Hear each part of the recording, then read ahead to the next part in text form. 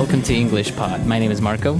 My name is Catherine, and today we have another episode in our series all about small talk. That's right. Today we're going to take a look at a work setting where two colleagues maybe run into each other and they talk very briefly about something. All right, so let's check out today's dialogue, and we'll be back in a moment.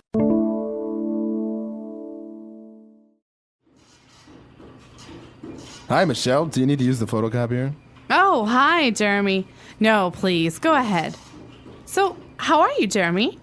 I was talking to Linda about you only last week. Oh, I'm fine, thanks. I'm super busy with work, actually. Did you hear about the Lawson contract? No, tell me more. Well, I was discussing the contract with Bill, and he said that they met the head of Lawson's last week. And? And hopefully they're going to confirm the deal on Wednesday. Fingers crossed. That's great news, Jeremy. Congratulations. Anyway, I must get back, but give my regards to your wife, Monica. I will, Michelle. Speak to you soon.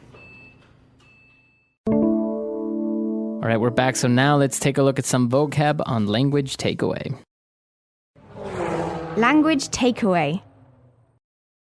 So the first word for you guys today is photocopier. Now, this is something that's very common in offices. That's right. A photocopier, also known as a copy machine or just a copier.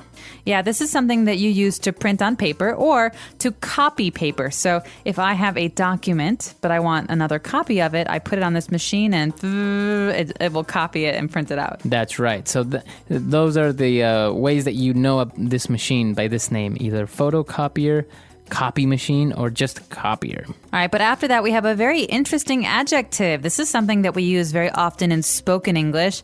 The phrase here, Marco, was I'm super busy. But what does it mean to say you're super something? That's right. So when we add the word super to an adjective, we mean that we're very, very, very busy. Super busy. All right, so I'm super hungry. That means you're very, very, very hungry. All right, or I'm super woman.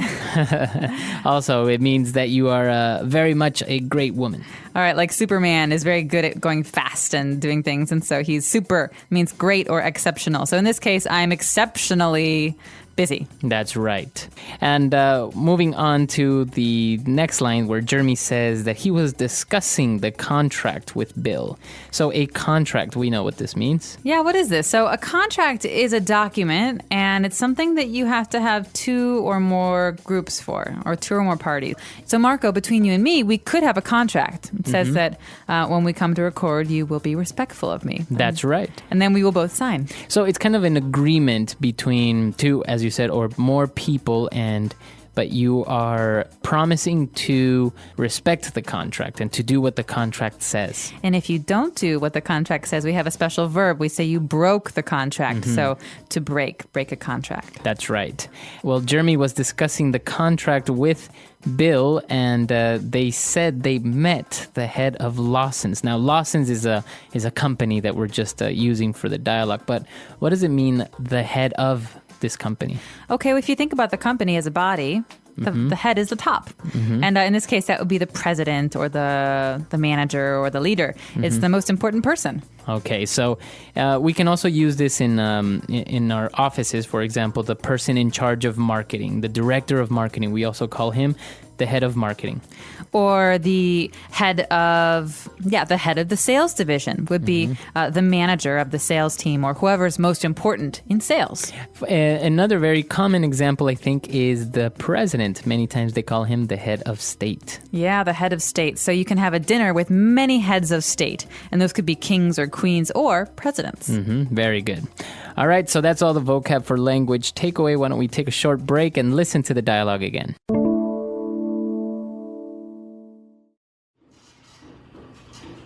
Hi, Michelle. Do you need to use the photocopier? Oh, hi, Jeremy. No, please, go ahead. So, how are you, Jeremy? I was talking to Linda about you only last week. Oh, I'm fine, thanks. I'm super busy with work, actually. Did you hear about the Lawson contract? No, tell me more. Well, I was discussing the contract with Bill, and he said that they met the head of Lawson's last week. And? And hopefully they're going to confirm the deal on Wednesday. Fingers crossed. That's great news, Jeremy. Congratulations. Anyway, I must get back, but give my regards to your wife, Monica. I will, Michelle. Speak to you soon. All right, we're back. So now let's take a look at Fluency Builder. Fluency Builder. So there's a great phrase here in Fluency Builder that we use when we're trying to be polite in English. Michelle says, "Oh, hi, Jeremy. Please go ahead." Okay, so Jeremy asked if she needs to use the photocopier, and he said, "No, Jeremy, it's okay. Go ahead. Please go ahead." Okay, this literally means you go, ahead of me. But in reality, she's basically saying, "I can wait. You go first." So if you're going into a building and somebody opens the door before you and they say, "Please go ahead," That means they'll hold the door and you can go inside first. So Very please good. go ahead. This is a very polite thing to do. And if you're in line and you see someone is in a hurry, you can say this to them. Please go ahead. All right, very good. Please go ahead. And we also, going back to the contract, discussed about confirming the deal. Okay. All right, so you have a deal or an agreement or a contract. But the thing you do to make sure that you all agree is you confirm. So this means you want to make sure it is actually going to happen. And you can actually confirm with many different things. Like you can confirm your tickets to go to Italy. Or can we confirm those holidays before I make my bookings? Because I want to go to Italy. Exactly. So you confirm something, and then Jeremy said a very strange phrase here, fingers crossed, after talking about the deal. Okay, so fingers crossed is an interesting phrase. It doesn't mean, okay, now go cross your fingers, but it's something we say to be superstitious because it means basically, I hope so, or hopefully. Right. Because fingers crossed, when you cross your fingers in many Anglo-American kind of cultures, you are saying that you hope something will happen. It's to bring good luck. All right, so, oh gosh, I really hope it doesn't rain today. And then I say fingers crossed. Yeah, well, fingers crossed it doesn't. That means that we hope it doesn't, but now that you said that, maybe it will. Right. So it's kind of a superstitious belief that people have that if you cross your fingers, it will bring good luck, or what you say will happen or won't happen. That's right, fingers crossed. All right. So let's take a break now and listen to our dialogue one last time.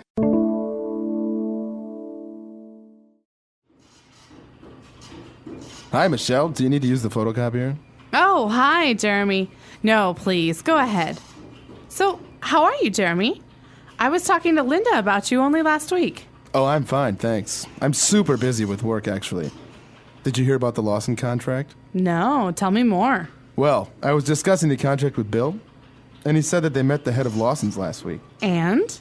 And hopefully they're going to confirm the deal on Wednesday. Fingers crossed. That's great news, Jeremy. Congratulations. Anyway, I must get back, but give my regards to your wife, Monica. I will, Michelle. Speak to you soon. So this is a very common scenario in an office, in a normal office setting, where maybe you meet your friend in the kitchen or the water cooler, the photocopier, and you have very small, brief conversations.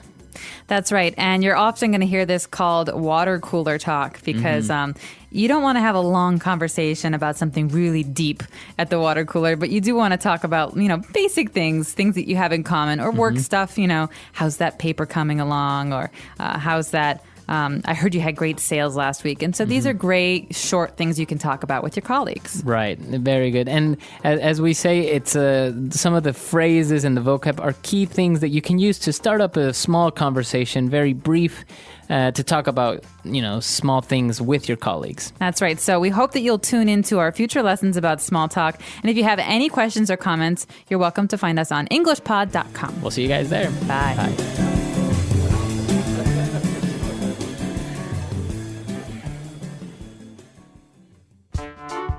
The English Pod Audio Review.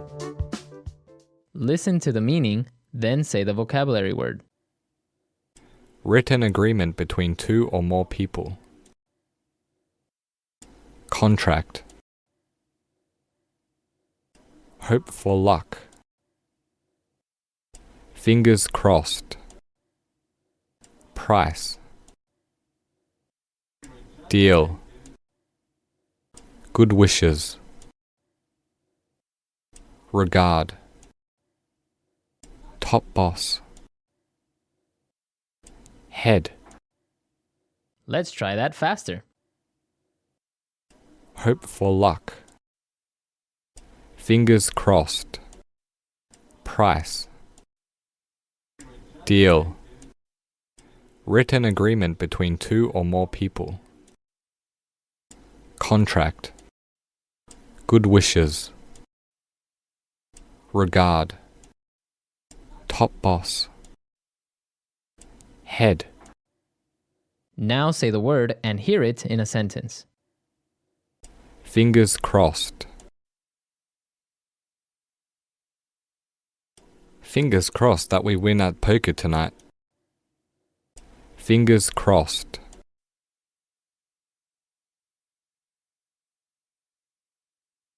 I hope my team will win the football match tonight. Fingers crossed. Fingers crossed.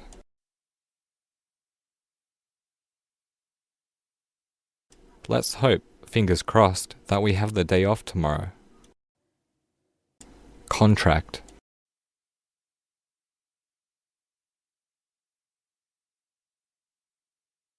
If we can get that new contract for distributing our product, we will all get commission. Contract.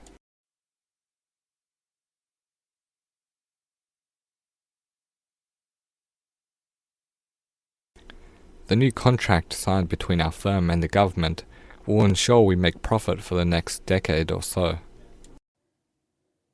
Contract.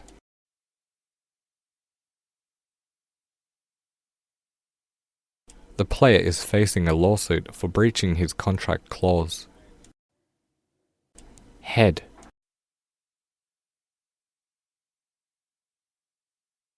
I'm going to meet the head of our company today to ask for a raise. Head. The head boss of the firm rejected the rumors about his retirement. Head. The head director of the movie quit over a pay dispute. Deal.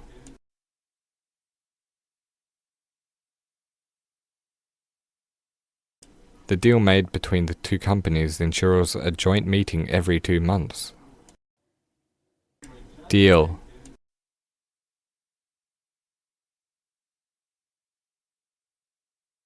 I made a deal with my parents that I get paid every time I do the washing.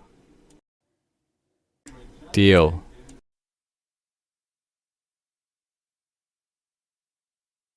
I don't think this deal is fair. I want a bigger incentive. Regard. Give my regards to your husband for me. Regard.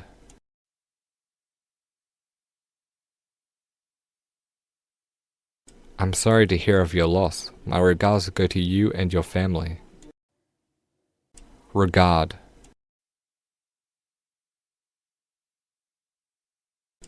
Please give my kind regards to your parents when you see them.